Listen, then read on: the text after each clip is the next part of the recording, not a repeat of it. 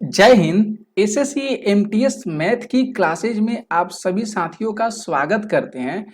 तो ये जो मैथ की क्लास लिए हैं टॉपिक वाइज आप लोगों को हम इस चैनल पर कराने वाले हैं।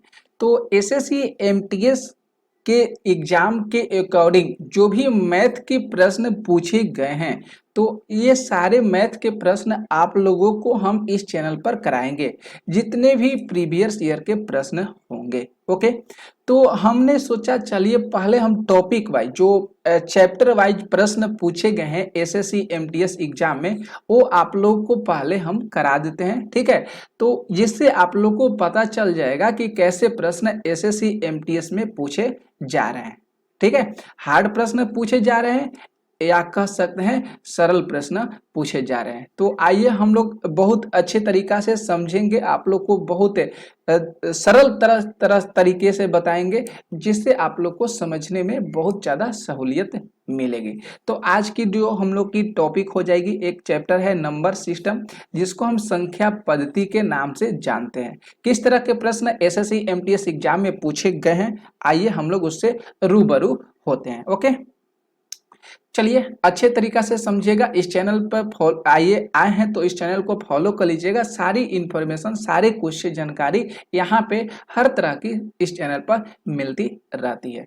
तो देख सकते हैं जो फर्स्ट प्रश्न है कि वह सबसे बड़ी संख्या ज्ञात करें जिससे 394 और 658 को भाग देने पर क्रमशः 1 और 3 शेष बचता है। 1 और 3 शेष बचता है। बहुत सरल सा प्रश्न है। ठीक है, यहाँ पे दो संख्या का जिक्र किया है। दो संख्या का जिक्र किया है। दो संख्या कौन सा है? 394 है और इसके बाद कितना संख्या है? 658 है। ओके दोस्तों, इतना कुछ मालूम हो गया। अब दो संख्या में से दो शेष का भी जिक्र किया है। एक एक किया है और एक क्या किया है? 3 किया है। तो हमको क्या करना पड़ेगा? जो सबसे पहले संख्या दिया गया है और जो सबसे पहले जो शेष दिया गया है उसको घटाना पड़ेगा। ठीक है, तो 394 है तो 394 में से हमको क्या करना पड़ेगा? एक घटाना पड़ेगा। तो कितना बचेगा? 393 बचेगा। ये क्लियर हो गया। फिर इसके बाद दोस्तों 658 में से जो ये दूसरा संख्या है और जो दूसरा शेष है इसको घटाना पड़ेगा। तो इसके बाद हम 658 में से कितना घटाएंगे? 3 बचाएंगे। 3 जब घटाएंगे तो कितना शेष कितना निकल कर आएगा? तो 655 आएगा। अब यहाँ पे सबसे बड़ी संख्या की बात किया है तो ध्यान में रखना होगा आप लोगों को कि जब भी बड़ी से बड़ी संख्या कहेगा तो आप उसका एचसीएफ निकालिएगा। एचसीएफ के मतलब क्या होता है? तो आप उसका मस निकालिएगा। आप उसका क्या निकालिएगा? मस निकालिएगा। ठीक है, बड़ी से बड़ी संख्या बोलेगा तब। अगर आप लोग को छोटी से छोटी संख्या बोल जाए, मतलब प्रश्न में आप लोग को मिल जाए कि वह छोटी सी छोटी संख्या निकालिए, छोटी सी छोटी संख्या बताएगा, बताने के लिए कहेगा प्रश्न में, तो आप लोग वहां पे एलसीएम निकालिएगा। एलसीएम के मतलब लघुत्तम निकालिएगा। ये तो बात क्लियर पता चल गया आप लोग को। तो अब हम लोग प्रश्न पे आते हैं। तो यहाँ पे बोला है बड़ी संख्या की जिक्र किया है, तो बड़ी संख्या का जिक्र किया है तो हम लोग यहाँ पे पहले जो छोटी संख्या है 393 और इसके बाद जो दिया गया है 655 हम इसका क्या करेंगे? एचसीएफ निकाल लेंगे। तो एचसीएफ निकालने के लिए सबसे पहले 1 से जाएगा 393। ठीक है, 393 1 से जाएगा, घटा लेंगे तो यहाँ पे 2 हो जाएगा, यहाँ पे 2 होगा, यहाँ पे 6 हो जाएगा और यहाँ पे कितना होगा? 2 हो जाएगा। ठीक है दोस्तों, फिर इसके बाद अगर हम आगे चलेंगे, आगे बढ़ेंगे तो 393 यहाँ से उतारेंगे। समझ में आ रहा है? अब 262 से 393 ले जाएंगे तो कितना? 1 मर्त में जाएगा 262, 1 मर्त में जाएगा 262। ठीक है, 262। अब हमको घटाना होगा तो 3 में से 2 घटेगा 1, 9 में से 6 घटेगा 3 बचेगा और 3 में से 2 घटेगा 1 बचेगा। फिर से हमको 262 उतारेंगे दोस्तों और 262 से ले जाएंगे। ठीक है, तो कितना बार में जाएगा? 2 बार में। 13 दूनी के 26 होता है, 2 एकम 2 होता है, तो ये हो गया, कट गया। ठीक है, कट गया ना। तो यहाँ पे आप लोग देख सकते हैं ये पूरा जो डिवाइड लगा है, भागा लगा है, ये किससे लगा है? तो 131 से लगा है। क्या ऑप्शन में दिया गया है? तो देख लीजिए ए ऑप्शन में दिया गया है। ए ऑप्शन में 131 दिया गया है तो इस प्रश्न का राइट आंसर जो होगा, करेक्ट आंसर हो जाएगा वह 131 हो जाएगा। तो क्या आप लोगों को बनाने नहीं आ जाएगा? तो देख सकते हैं ये कैसे प्रश्न एसएससी एमटीएस में बहुत सरल प्रश्न पूछे गए हैं, जो 2022 के शिफ्ट जो दूसरी पाली में एग्जाम हुआ है उसी में इस प्रश्न को पूछे गए हैं। ठीक है दोस्तों, क्लियर हो गया, समझ में आ गया। नेक्स्ट बढ़ते हैं प्रश्न पे। हम लोग सेकेंड प्रश्न को देखिए। जो यहाँ पे सेकेंड प्रश्न है, देखिए ध्यान से कि 2 अंकों की वह बड़ी से बड़ी संख्या ज्ञात कीजिए जो 7 और 3 दोनों से विभाज्य। बहुत सुंदर सा प्रश्न है कि यहाँ पे जो कह रहा है कि बड़ी से बड़ी संख्या ज्ञात करना है जो 2 अंकों की संख्या होनी चाहिए, ठीक है, और जो 7 से भी भाग लग जानी चाहिए और 3 से भी भाग लग जाना चाहिए। यह भी प्रश्न जो है एसएससी एमटीएस में जो फर्स्ट पाली का एग्जाम हुआ है उसमें ये प्रश्न को पूछा गया है। तो आप लोग को सबसे सिंपल सा तरीका हम आप लोग को बताते हैं क्या करना होगा। देखिए यहाँ पे 7 और 3 दोनों छेद दिया गया है, तो 7 से डिवाइड देख सकते हैं 14, 7 यहाँ पे जो 7 से डिवाइड नहीं लगा 3 से नहीं लगा, ठीक है, यहाँ पे देख सकते हैं तो 7 से कट जाएगा, दोनों 17 के 21 कट जाएगा ये दोस्तों, ये 7 से कट जाएगा लेकिन 3 से नहीं कटेगा, 7 से ये कट जाएगा और 3 से नहीं कटेगा। ये वाला अगर चलते हैं हम लोग, ध्यान से देखिएगा, भाग करके हम देख रहे हैं तो अगर देखेंगे 62 ये कट जाएगा, ठीक है, और 3 से भी कट जा रहा है 84, क्लियर है। इसके बाद आगे देखते हैं हम लोग 96 की ओर चलते हैं। यहाँ पे पकड़ना हम लोग का जरूरी है, कैसे पकड़ेंगे बताएंगे आप लोगों को। तो यहाँ पे 7 से अगर इसको हम डिवाइड करते हैं तो ये नहीं कटेगा, 3 से कट जाएगा, 7 से 7 9 63 ये भी कट जाएगा। तो हम लोगों को इसमें से चेक करना है कि सबसे बड़ी संख्या कौन सा हो जाएगा, कौन सा हो जाएगा। तो ये तो कैंसिल है, 7 से नहीं कट रहा है, ठीक है, 3 से भी 3 से कट जा रहा है, दोनों से डिवाइड होना चाहिए। ये 7 9 63 और 3 से भी कट जा रहा है, ये भी ध्यान में रखना होगा, ये वाला ऑप्शन, और ये भी कट जा रहा है 3 से भी, ठीक है, दोनों चीज कट जा रहा है।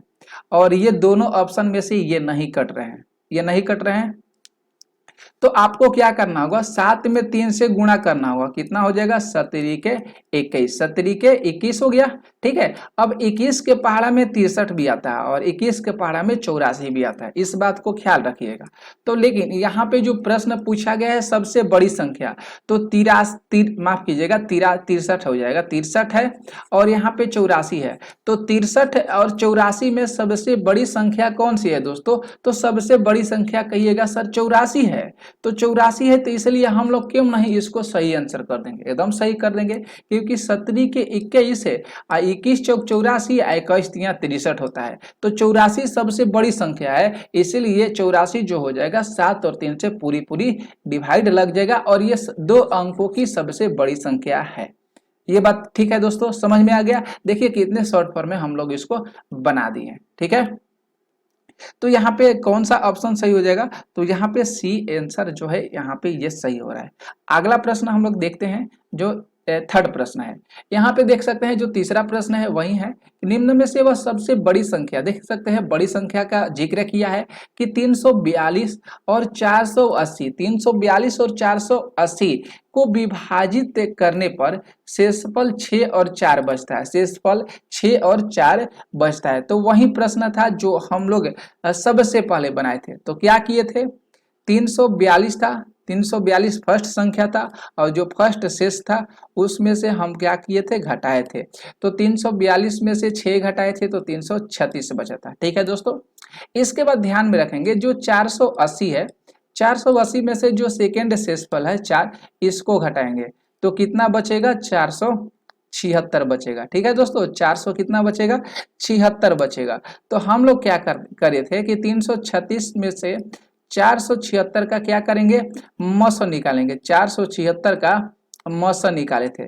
तो आप लोग साथियों इतना तो कर सकते हैं, आप लोग इतना तो एचसीएफ इसका निकाल सकते हैं। अगर एचसीएफ निकालिएगा तो लास्ट में आप लोग निकालिएगा तो 28 आएगा, कितना आएगा दोस्तों, लास्ट में निकालिएगा तो 28 आएगा। जो 28 से ये जो संख्या हो जाएगा पूरा पूरा डिवाइड लग जाएगा, भाग लग जाएगा, ठीक है। तो यहाँ पे जो डी आंसर हो जाएगा ये सही हो जाएगा। आप लोग कर लीजिएगा, नहीं करिएगा तो कहिए हम करके भी दिखा सकते हैं, ठीक है। यहाँ पे एक मर्त में हम लोग को लेके जाना पड़ेगा 336, एक मार्क में अगर हम लोग यहाँ पे लेके जाएंगे तो यहाँ पे 0 हो जाएगा, 4 3 7 हो जाएगा, 4 में से 3 घटेगा 1 हो जाएगा। फिर से हम लोग को 336 लेके जाना पड़ेगा दोस्तों, फिर से हम लोग को लेकर जाना पड़ेगा। तो क्या आप लोग नहीं निकाल सकते हैं? एकदम निकाल सकते हैं। तो यहाँ पे 28 आंसर हो जाएगा। क्लियर है दोस्तों। अगला प्रश्न हम लोग बढ़ेंगे फोर्थ प्रश्न पे। ये देखिए सुंदर सा प्रश्न आपके सामने है। जो फोर्थ प्रश्न है कि वह सबसे छोटी पूर्ण संख्या, यहाँ पे जो सबसे छोटी पूर्ण वर्ग संख्या, ध्यान में रखना होगा इस बात को, छोटी पूर्ण वर्ग संख्या की बात किया कि कौन सी है जो 10 और 15 दोनों से विभाज्य है। 10 से भी विभाज्य होना चाहिए और 15 से भी विभाज्य होना चाहिए। वह छोटी पूर्ण वर्ग संख्या कौन सी है? तो आप लोगों को क्या करना पड़ेगा, यहाँ पे शॉर्ट नियम बताते हैं। यहाँ पे जो 10 दिया गया है और यहाँ पे जो 15 दिया गया है, आप लोग फट से क्या कीजिएगा, इसका एलसीएम निकाल लीजिएगा। इसका एलसीएम निकालिएगा तो 10 और इसके बाद 15 का एलसीएम निकालेंगे। 10 का और 15 का जो एलसीएम निकालेंगे तो किस तरह पता चलता है हम लोग को कि इसका एलसीएम कितना होगा। तो 10 और 15 के पहाड़ा में जो दो संख्या जो कॉमन हो जाता है वह इसका एलसीएम होता है। तो देख लीजिए 10 के पहाड़ा में 30 भी आता है, ठीक है दोस्तों, और 15 के पहाड़ा में भी 30 आता है। इसीलिए इसका जो एलसीएम हो जाएगा, लघुत्तम हो जाएगा, वह कितना होगा, वह कितना हो जाएगा, 30 हो जाएगा। ये क्लियर हो गया, समझेगा। अब बोला है कि इसका पूर्ण वर्ग करना है, मतलब वर्ग करना है। तो 30 को हम लोग को क्या करना पड़ेगा, वर्ग करना पड़ेगा। 30 का स्क्वायर हो जाएगा। तो 30 का स्क्वायर का मतलब 30, इसके बाद मल्टीप्लाई 30 हो जाएगा। गुणा करेंगे तो कितना हो जाएगा, 900 हो जाएगा। गुणा करेंगे तो साथियों कितना होगा, 900। ऑप्शन में दिया गया है तो हाँ देख लीजिए, बी ऑप्शन में दिया गया है 900। क्या दोस्तों ये आसान हुआ है कि नहीं? आप लोग बहुत अच्छे तरीका से बना सकते हैं कि नहीं बना सकते हैं? एकदम बना सकते हैं दोस्तों, ठीक है। तो यहाँ पे आप लोग को अगर ऐसा प्रश्न देखने को मिल जाएगा, ये भी एसएससी एमटीएस एग्जाम में पूछा गया है, सारे प्रश्न जो करा रहे हैं सारे पूछे गए हैं, ठीक है। तो आप लोग को क्या करना पड़ेगा, सबसे पहले लघुत्तम निकाल लीजिएगा 10 और 15 का। इसके बाद छोटी पूर्ण वर्ग संख्या की बात किया है तो यहाँ पे आपको क्या करना पड़ेगा, उस संख्या का वर्ग करना पड़ेगा। वर्ग करने के बाद जो भी आंसर आएगा आप लोग को आंसर टिक करना होगा। छोटी की जगह पर अगर बड़ी पूर्ण वर्ग संख्या करेगा तो आप लोग को यहाँ पे मसो निकालना पड़ेगा। मसो निकालने के बाद उस संख्या का वर्ग कर देना होगा तो वह आंसर सही तरीका से आ जाएगा, ठीक है दोस्तों। आगे बढ़े हम लोग प्रश्न पे। यहाँ पे 5 प्रश्न देखिए। यहाँ पे जो 5 प्रश्न है ध्यान से देखिएगा कि जब किसी संख्या के 12.5% में 175 जोड़ा जाता है, 12.5% में क्या बोला है, 175 जोड़ा जाता है, तो परिणाम के रूप में वही संख्या प्राप्त होती है। परिणाम के रूप में वही संख्या प्राप्त होती है तो वह संख्या कौन सी है, वह संख्या कौन सी है, ठीक है। तो आप लोग को ध्यान से समझाते हैं, ध्यान से समझिएगा। संख्या की बात किया है और लास्ट में संख्या पूछा है तो हम लोग को क्या करना पड़ेगा, मान लेंगे फर्दना कि जो वह संख्या जो पूछ रहा है भैया, तो मान लेंगे कि माना कि जो संख्या हो जाएगा वह कितना मान लेंगे, x मान लेंगे। थोड़ा सा शॉर्ट फॉर्म में समझाते हैं। माना कि संख्या कितना मान लेंगे, x मान लेंगे, ठीक है। तो यहाँ पे हम जो संख्या माने हैं x लिख लेते हैं, ठीक है। अब बोला है किसी संख्या के मतलब क्या होता है, के का की कहेगा तो उसका मतलब गुणा होता है, तो हम गुणा कर देंगे, ठीक है। 12.5% बोला है तो 12.5% कर लेंगे, ठीक है। 12.5% कर लेंगे, ओके क्लियर है। और इसमें कह रहे हैं कि 175 जोड़ देंगे तो इसमें 175 को क्या करेंगे, जोड़ देंगे, ठीक है। जब 175 जोड़ेंगे तो वही कह रहा है कि जो इसका परिणाम प्राप्त हो रहा है वही संख्या प्राप्त हो रहा है। वही संख्या कितना माने हैं साथियों, x माने हैं, तो वही संख्या कितना माने हैं, x, तो x परिणाम प्राप्त होता है। इतना चीज जो कैलकुलेशन किया समझ में आया कि नहीं आया समझ में? फिर से आप लोग को पुनः बता देते हैं कि संख्या पूछा है तो हमने संख्या को मान लिया x लिख दिया, ठीक है। पूछा गया है यहाँ पे किसी संख्या के 12.5%, ये संख्या का मतलब गुणा हो गया, 12.5% लिख दिए में मतलब इस संख्या में पूरा में कितना जोड़ा जाता है, 175 जोड़ा जाता है, तो हमने 175 जोड़ दिया और वह जो संख्या परिणाम जो प्राप्त होता है वह क्या होता है, वह संख्या प्राप्त होता है। तो संख्या कितना है, x माने हैं, क्लियर है। अब हम लोग इसको सोल्व करते हैं। अब हम लोग इसको सोल्व करते हैं तो 1 से गुणा हो जाएगा, इसको करेंगे तो 125 लिख देते हैं। प्रतिशत के मतलब कितना होता है, 100 होता है, ठीक है, ये तो लिख दिया।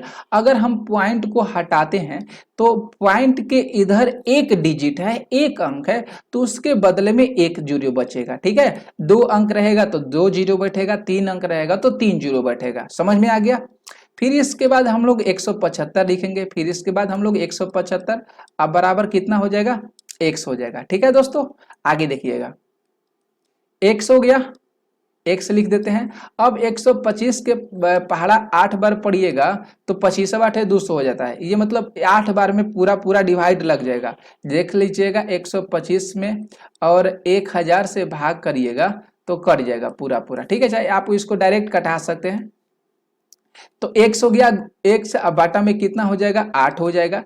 इसके बाद 175 होगा, आप लोग देखते चलिएगा, और यहाँ पे कितना हो जाएगा, 100 हो जाएगा, ठीक है।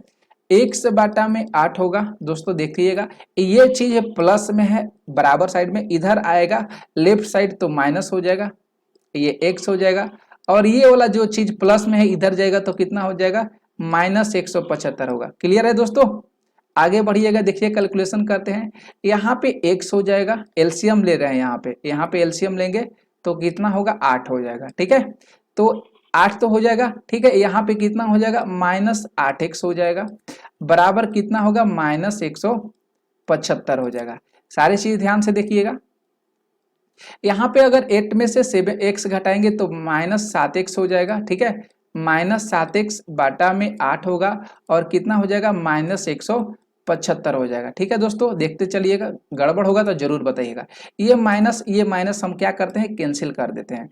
7 के पहाड़ा में 175 कट सकता है, 7 दूनी के 14 हो जाएगा और 7 पाँचे 35 हो जाएगा। 25 बाटे इससे गुणा कर देंगे तो 25 बाटे कितना हो जाएगा, 200 हो जाएगा। क्लियर है, समझ में आया कि नहीं आया। देखिए x का वैल्यू ज्ञात करना है तो ये माइनस और ये माइनस कट गया, 7 के पहाड़ा में ये कटाएंगे तो 25 बार में कट जाएगा, 25 7 175 होता है, और ये 25 से बाटे कितना हो जाएगा, 200। ऑप्शन आप लोग चेक कीजिए तो 200 है, जी हाँ 200 दिया गया है साथियों, ऑप्शन ए में 200 दिया गया है। तो क्या आप लोग को इसका ये जो कैलकुलेशन किए, क्या आप लोग को दिक्कत लगा? तो इसी तरह आप लोग अगर जो भी कैसा ही भी प्रश्न रहेगा, कितना भी बड़ा प्रश्न रहेगा, अगर आप लोग उसको सही तरीका से इस्तेमाल करना सीख गए प्रश्न को, तो आप लोग किसी भी प्रश्न को सोल्व कर सकते हैं, किसी भी मैथ के सवाल को सोल्व कर सकते हैं। ट्रिक मायने तो रखता ही है, प्लस में जो आप लॉन्ग मेथड इस्तेमाल करते हैं वो भी मायने रखता है कि किस तरह से आप प्रश्नों को सोल्व कर रहे हैं आपके अकॉर्डिंग, ठीक है। क्योंकि ट्रिक क्या होता है दोस्तों, अगर मान लीजिए सारे जो प्रश्न है, सारे प्रश्न का अगर आप ट्रिक के माध्यम से सोल्व कीजिएगा तो एग्जाम में जाइएगा तो भटक जाइएगा, वहां पे ट्रिक फॉलो नहीं करेगा। वहां पे जो है आपका जो लॉन्ग मेथड है, जो आप शॉर्ट मेथड थोड़ा सा सीखें वही फॉलो करिएगा, क्योंकि ट्रिक, हर प्रश्न का ट्रिक अगर बताया जाएगा तो वह कभी संभव नहीं होगा, जिससे स्टूडेंट को घबराहट हो जाएगा, वह न ट्रिक नहीं, न ट्रिक याद कर पाएंगे, और जो लॉन्ग मेथड है वो भी वह भूल जाएंगे, ठीक है। तो ये सारी चीज आप लोग ध्यान में रखिएगा। अगला प्रश्न यहाँ पे देखिए, 6 नंबर का प्रश्न है, बहुत सुंदर सा प्रश्न ये भी आया है कि 10 पुस्तकों का मूल्य 250 रुपया है तो 15 पुस्तकों का मूल्य ज्ञात होगा। तो 10 का दिया गया है, कितना दिया गया है, 250 दिया गया है। 10 का कितना है दोस्तों, 250 है, तो एक का आप लोग निकाल सकते हैं, एक का निकालिएगा तो 250 बाटा में कितना हो जाएगा, 10 हो जाएगा। 10 से ये 0 कट गया दोस्तों। इसके बाद 15 का दिया गया है, मतलब 10 का 250 मिलता है, मतलब 10 पुस्तक का कीमत 250 है, तो एक पुस्तक का कीमत कितना हो जाएगा, 25 रुपया हो जाएगा। एक पुस्तक का कीमत 25 रुपया, इसलिए 15 पुस्तक का कीमत कितना होगा, तो 15 में आप लोग को क्या करना पड़ेगा, 25 से गुणा करना पड़ेगा, तो आंसर कितना आ जाएगा, 375 आ जाएगा। यहाँ पे गुणा करिएगा तो आंसर कितना आ जाएगा, 375 आ जाएगा, जो ऑप्शन नंबर डी में दिया गया है। कितना हो जाएगा, 375, ठीक है दोस्तों, समझ में आ गया। अगला प्रश्न बढ़ेंगे 7 प्रश्न पे। ये देखिए बहुत सुंदर सा प्रश्न है, थोड़ा सा 7 प्रश्न यहाँ पे कह रहा है कि एक थैले में 5 रुपया 10 रुपए मूल्य वर्ग के 40 सिक्का है, ठीक है, जिनका कुल मूल्य 310 रुपया है। 10 रुपए के सभी सिक्कों के मूल्य और 5 रुपए के सभी सिक्कों के मूल्य का अंतर ज्ञात करना है। तो यहाँ पे कठिन सवाल नहीं है, बहुत आसान सवाल है। यहाँ पे दो सिक्के का जिक्र किया है, एक 5 रुपए का और एक 10 रुपए का। समझाएंगे आप लोगों को बहुत बेहतर तरीका से, ध्यान में रखिएगा। तो अगर हम मूल्य में सिक्कों का अंतर पूछा है, चलिए ठीक है। तो 5 रुपए का जो सिक्का है, ध्यान में रखिएगा, 5 रुपए का सिक्कों की जो संख्या है हमने मान लेते हैं एक्स। इसे थोड़ा सा ध्यान में रखना होगा। 5 रुपए की जो सिक्कों की संख्या है एक्स मान लेते हैं, शॉर्ट बता रहे हैं। 10 रुपए की जो सिक्कों की संख्या है हम इसको वाई मान लेते हैं। ठीक है दोस्तों, इतना तो कोई दिक्कत नहीं है। अब बोला गया है कि जो 5 रुपए और 10 रुपए जो मूल्य वर्ग के जो कुल सिक्के हैं कितना है, 40 हैं। तो यहाँ पे एक हम कैलकुलेशन कर लेते हैं, यहाँ पे समीकरण बना लेते हैं, एक्स प्लस वाई। ठीक है दोस्तों, क्योंकि 5 का बोला है और 10 के बोला है कि दोनों सिक्कों को अगर मिला दिया जाता है तो कितना सिक्का बना जाता है, 40 बना जाता है। तो 5 वाला भैया हमने मान लिया एक्स और 10 वाला मान लिया वाई, तो दोनों को जोड़ देंगे तो एक्स प्लस वाई बराबर 40 हो गया। क्या दिक्कत है तो बताइएगा जरूर। ठीक है दोस्तों, क्लियर है।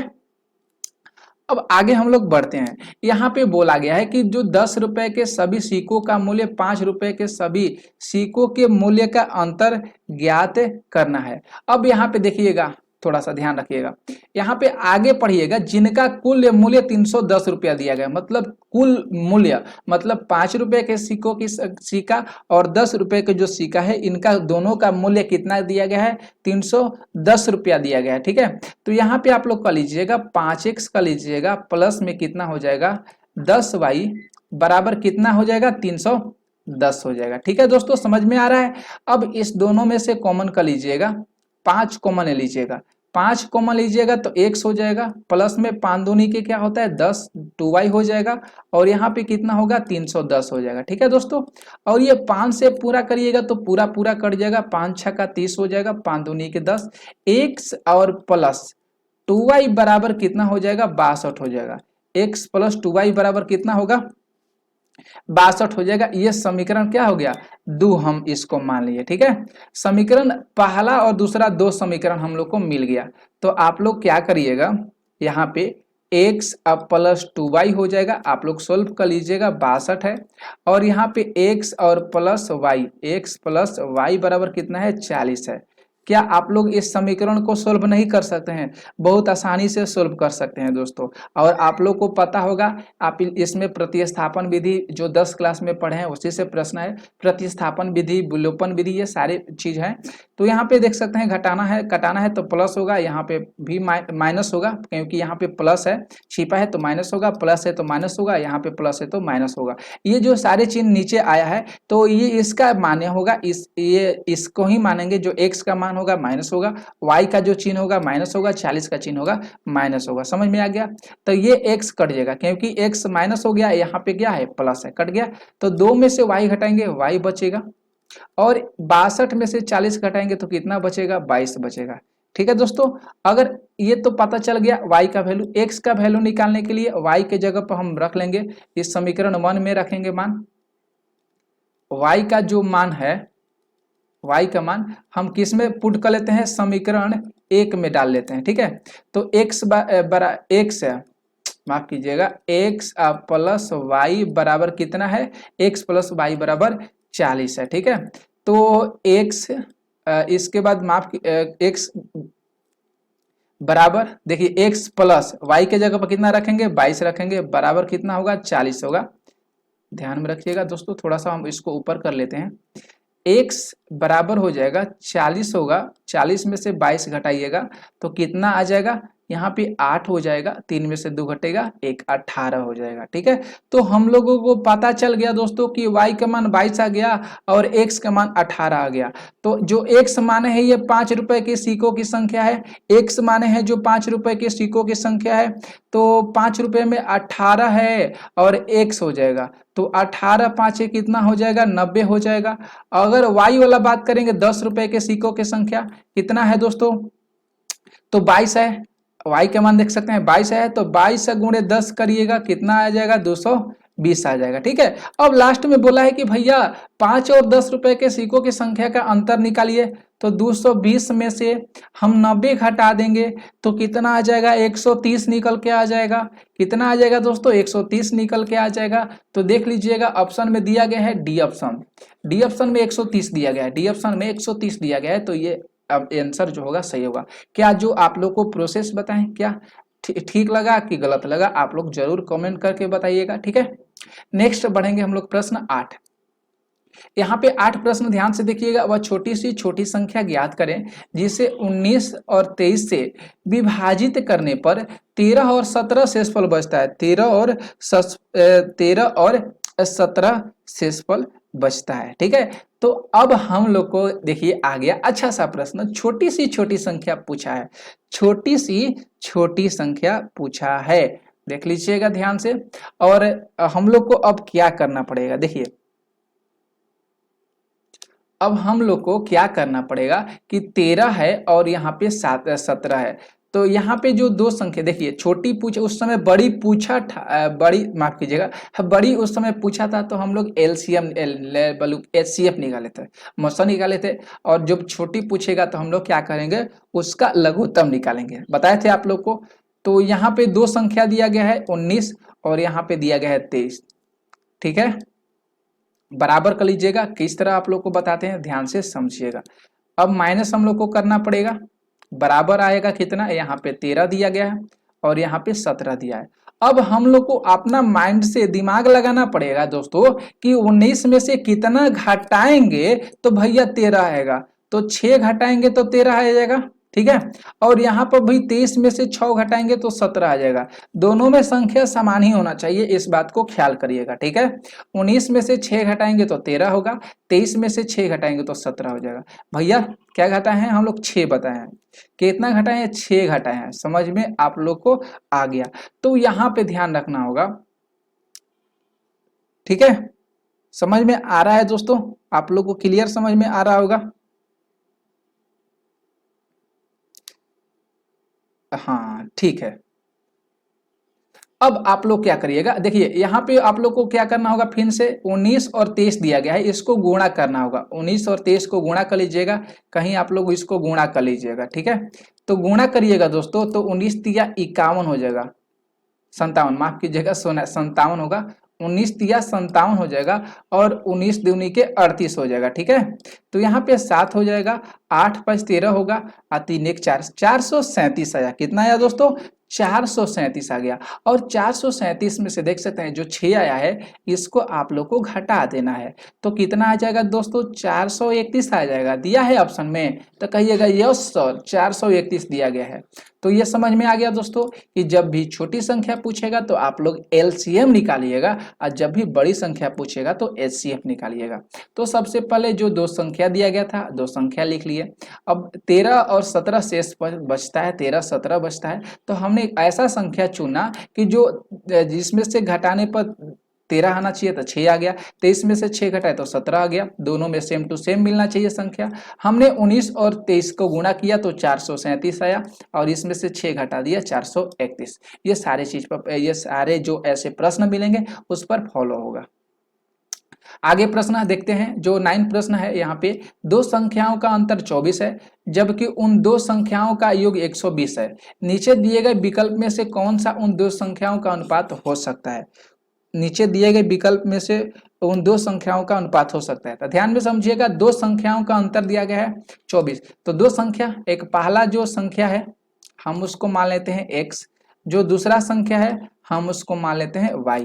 तो दो संख्या का अंतर कितना हो जाएगा, 24 हो जाएगा। ठीक है दोस्तों, समझते रहिएगा। और दो संख्याओं का योग x और प्लस y बराबर कितना है, तो 120 है। तो क्या आप इसका कैलकुलेशन कर नहीं सकते हैं, एकदम कर सकते हैं। ये कट गया क्योंकि प्लस माइनस है, ये 2x हो जाएगा। इसको जोड़ेंगे तो 144 हो जाएगा। x बराबर करिएगा तो 2 से ये कैंसिल हो जाएगा, कितना होगा, 72 हो जाएगा। कितना होगा दोस्तों, ये 72 निकल के आ गया। ठीक है, और y का वैल्यू अगर निकालिएगा तो x क्या करिएगा, 72 और 24 को जोड़ दीजिएगा, क्योंकि इस समीकरण में हम रख रहे हैं तो y के जगह पर 72 रखेंगे, तो यहाँ पे 72 रखेंगे, माइनस है इधर जाएगा तो क्या होगा भैया, प्लस हो जाएगा ना। तो 72 को हम 24 को क्या करेंगे, ऐड कर देंगे, तो 4 दू 6 हो जाए, माफ 4 दू 6 हो जाएगा, 7 दू 9 हो जाएगा, ठीक है। तो इस दोनों का अनुपात पूछा है, x अनुपात y, तो 72 और अनुपात कितना हो जाएगा, 96 हो जाएगा। 72 अनुपात, सही है दोस्तों, हम गलत कर रहे हैं क्या, तो कहीं हम तो गलत नहीं ना कर रहे हैं, 72 और 96 होगा ना, y का मान 24 है, ठीक है, नहीं माफ कीजिएगा दोस्तों, यहाँ पे प्लस है, माइनस इधर जाएगा तो प्लस ना होगा, तो हाँ ठीक है, x का नहीं, माफ कीजिएगा, क्योंकि x के जगह पर ना मान रखना है, हम y के जगह पर मान रखना है, इसलिए यहाँ पे गलत हो रहा है। रुकिए थोड़ा सा हम इसको सही तरीका से कर देते हैं। यहाँ पे एक इस वाला समीकरण में रख लीजिए, 2 वाला समीकरण में रख लीजिएगा तो आ जाएगा, झंझट किसी भी प्रकार का नहीं होगा, क्योंकि x के जगह पर 72 रखेंगे, ठीक है। तो x के जगह पर 72 रहेंगे तो 120 में से 72 को घटाएंगे, 120 में से 72 को घटाएंगे तो y का जो वैल्यू निकल के आएगा 48 हो जाएगा, y का वैल्यू निकल के 48 आएगा, ये गलत हो गया, ठीक है। तो हमको x और रेशियो y का निकालना है, तो 72 और रेशियो कितना निकालेंगे, 48 हो जाएगा। 72 और 48 का रेशियो कितना हो जाएगा, तो 3:2 हो जाएगा, 3:2 हो जाएगा। ऑप्शन सी आप लोग टिक कर लीजिएगा, कितना है होगा, 3:2। तो इस तरह के आप प्रश्न को सोल्व कर सकते हैं। आगे देखिएगा प्रश्न, यहाँ पे जो 10 प्रश्न है, निम्न में से वह छोटी संख्या कौन सी है जिसे 18, 24, 36 से विभाजित करने पर प्रत्येक स्थिति में 3 शेष बचता है। 18, 24 से विभाजित करने पर प्रत्येक स्थिति में 3 शेष बचता है। तो आप लोग को क्या करना होगा, 18 दिया गया है, छोटी संख्या पूछा है, तो 18 है, 24 है और 36 है। इसका आप लोग को क्या करना होगा, इसका आप लोगों को एलसीएम निकालना होगा। अगर आप लोग इसका एलसीएम निकालते हैं, ठीक है दोस्तों, चाहे आप, हाँ आप लोग इसका एलसीएम निकालिएगा, एलसीएम निकालिएगा, एलसीएम निकालने के बाद जो आएगा, ठीक है, उसमें से आपको 3 का करना होगा, जोड़ देना होगा, ठीक है। तो ये सारे चीज आप लोग इस तरह इस ये जो प्रश्न है आप इसको बहुत अच्छे तरीका से सोल्व कर सकते हैं, इसमें कोई दिक्कत नहीं होगा, इसमें किसी प्रकार की दिक्कत नहीं होगी दोस्तों, ठीक है।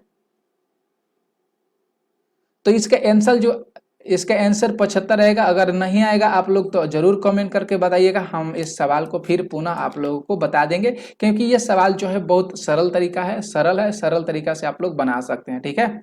अगला प्रश्न हम लोग चलेंगे 11 नंबर जो प्रश्न देख लीजिए कि राहुल ने 56,500 में 120 टेबल खरीदे और यदि उन टेबल का में से 70 का औसत मूल्य 450 है तो शेष 50 टेबल का औसत मूल्य क्या होगा। 50 टेबल का औसत मूल्य क्या होगा, 50 टेबल का औसत मूल्य क्या होगा। तो ध्यान में रखना होगा 56,500, ठीक है, में से 56,500 में से 70 का औसत मूल्य, मतलब जो 70 टेबल है इसका औसत मूल्य कितना है, 450 है। अगर इसका हम योग निकालेंगे तो 70 गुणे कितना हो जाएगा, 450 हो जाएगा। तो पूरा में से ना निकलेगा दोस्तों, क्योंकि 56,500 में से 120 टेबल खरीदा है, तो 70 गुणे कितना हो जाएगा, 450 हो जाएगा, 70 गुणे 450 हो जाएगा, कितना हो जाएगा, शेष टेबल कितना है, 50 है, कितना है दोस्तों, शेष टेबल 50 है, ठीक है। ये बात को ध्यान में रखिएगा, इस बात को क्या करिएगा, ख्याल कीजिएगा। तो यहाँ पे ध्यान में रखिएगा 120 से कोई मतलब नहीं है, यहाँ पे जो 56,500 है ये 56,500 लिख लेंगे, माइनस कर लेंगे, अगर इससे गुणा करेंगे तो डबल जीरो हो जाएगा, 7 पचे 35 हो जाएगा, ठीक है, और 7 को 28, 29, 30, 31 हो जाएगा, 31 हो जाएगा, और बाटा में कितना हो जाएगा, 50 हो जाएगा, ठीक है दोस्तों। अब हम लोग इसको घटाते हैं तो जीरो होगा, ये भी जीरो होगा, ये भी जीरो होगा, 6 में से घटेगा 5 हो जाएगा, 5 में से 3 घटेगा 2 बचेगा, बाटा में कितना होगा 50, ये से ये शून्य कट गया, 5 25 हो गया, कितना आ गया दोस्तों, तो 500 हो गया। देख सकते हैं आया है आंसर, देख लीजिए डी ऑप्शन यहाँ पे डायरेक्ट आंसर हो गया, डी ऑप्शन यहाँ पे डायरेक्ट क्या हो गया, आंसर हो गया, ठीक है। अगला प्रश्न हम लोग देखेंगे, यहाँ पे जो 12 प्रश्न है, 12 प्रश्न है कि 200 और 400 के बीच ऐसी कितनी संख्याएं हैं जो 6 और 5 से दोनों विभाज्य है, 6 और 5 से दोनों विभाज्य है, ठीक है। तो 1 से 200 के बीच हम पहले क्या करेंगे, 1 से 200 तक क्या करेंगे, 6 और 5 से विभाज्य संख्या खोजेंगे। 6 से और कितना से, 5 से जो विभाज्य संख्या है वह कितना है। तो 6 पाँचे 30 हो जाएगा ना दोस्तों, 6 पाँचे 30 हो जाएगा, मतलब कितना हो जाएगा, 6 हो जाएगा। 6 पाँचे 30 मतलब 6 हो जाएगा। 1 से 200 तक की जो संख्या है, जो 6 और 5 अर्थात 30 से विभाज्य होगा तो वह 6 हो जाएगा। ठीक है, उसी तरह 1 से लेकर हम लोग 400 तक ज्ञात करेंगे। 1 से लेकर 4 तक ज्ञात करेंगे तो 6 और कितना, 6 से 5 ही होगा ना, तो 30 कह रहा है 400 पे, तो कितना हो जाएगा, इसमें अगर विभाज्य करना होगा संख्या को तो 13 छक 78 होता है, तो 13 हो जाएगा। ठीक है, 13 हो जाएगा। तो 13 में से 6 घटाइएगा तो कितना आ जाएगा, 7 हो जाएगा। 13 में से 6 घटाइएगा तो डायरेक्ट कितना निकल के आ जाएगा दोस्तों, 7 हो जाएगा। तो आप लोग खुद करके पता कर सकते हैं कि जो 1 से 200 में तक के बीच में पता चल गया 6 गो है, तो 1 से क्या 400 में आपको पता नहीं चल जाएगा कि कितना हो जाएगा, क्योंकि 1 से 200 तक पता चल गया 6 है, तो 1 से 400 तक आप लोग पता कर लीजिएगा कितना हो जाएगा। 6 और 5 से जो संख्या होगा, 6 पाँचे 30 है, 6 और 5 अर्थात 30 से विभाज्य संख्या खोजना होगा। ठीक है, तो 30 से विभाज्य संख्या आप लोग देख लीजिएगा तो कितना हो जाएगा, 400 से 200 से ऊपर हो जाएगा। हम लोग चलेंगे तो देख लीजिएगा, आप लोग करके आप लोग गुणा करके देख लीजिएगा। तितरी कम करें 900, 15 हो जाएगा, 13 दहा में 300 हो जाएगा, 300 भी हो जाएगा।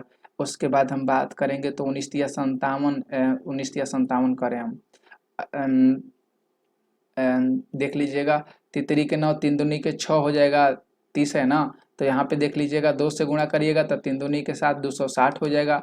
इसके बाद 30 में देख लीजिएगा, 6 पाँचे 30 के, अब 200 से बीच में देखिएगा, क्योंकि 200 और 400 के बीच में देखिएगा तो 13 हुआ आएगा। ठीक है, तो इसे सोल्व कर लीजिएगा।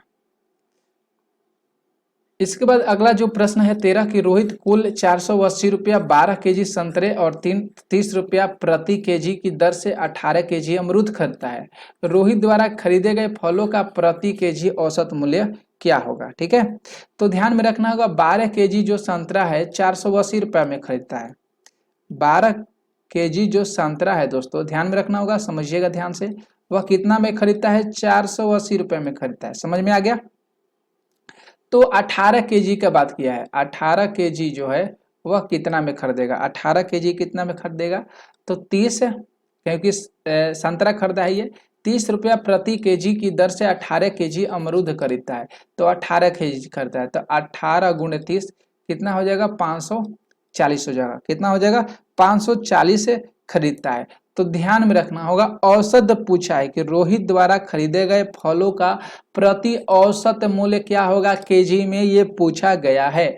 तो यहाँ पे देख सकते हैं जो 540 हो गया और कितना निकल के आ गया, फिर एगो 480 हो गया।